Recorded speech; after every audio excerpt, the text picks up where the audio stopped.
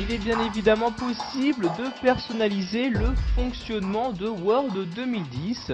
Pour ce faire, vous allez devoir accéder aux options générales de ce logiciel.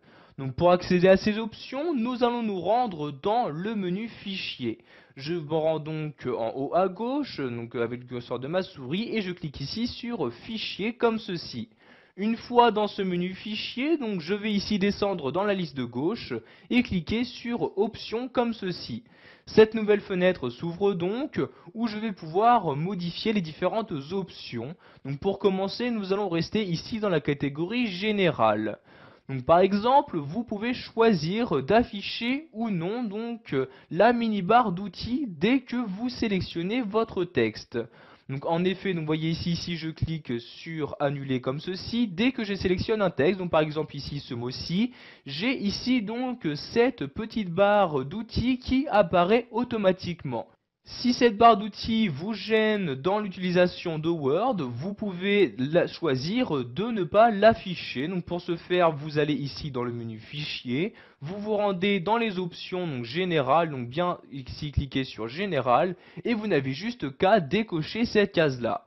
Vous pouvez également désactiver l'imperçu instantané. En effet, vous êtes sûrement rendu compte, dès que vous laissez votre curseur de souris sur une modification de texte possible, donc, par exemple, pour changer une mise en forme d'un texte, pour personnaliser une image, etc., l'aperçu se fait directement sur l'image.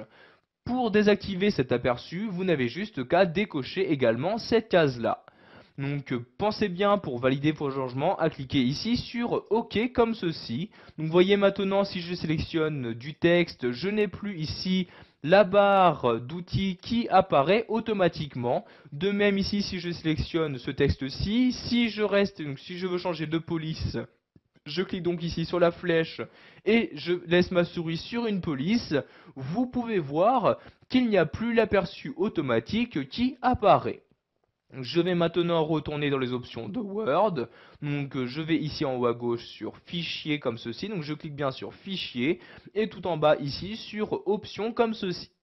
Vous avez par exemple de nouveau la possibilité d'insérer un nom d'utilisateur, donc nom d'utilisateur qui sera utilisé par défaut, donc à chaque fois que celui-ci vous sera demandé.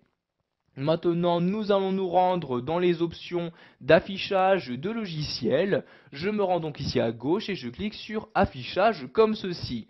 Vous avez donc dans cette partie-là la possibilité d'afficher ou de masquer certaines fonctionnalités. Donc, par exemple ici les marques de tabulation, les différents espaces que vous effectuez dans votre document. Donc si vous souhaitez les afficher, vous n'avez juste ici qu'à cocher la case correspondante. De même pour les marques de paragraphe, donc à chaque fin de paragraphe, pour afficher cette marque-ci, vous cochez cette case-là. Donc, vous avez également la possibilité donc, de modifier l'affichage pour les options d'impression. Donc si vous souhaitez, donc, quand vous imprimez, imprimer en plus les couleurs et images d'arrière-plan, les propriétés de votre document, etc.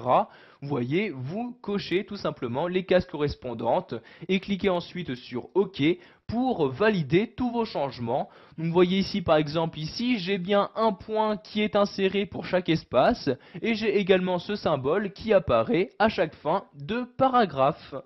Voilà, vous savez maintenant comment modifier les options générales disponibles dans Word 2010.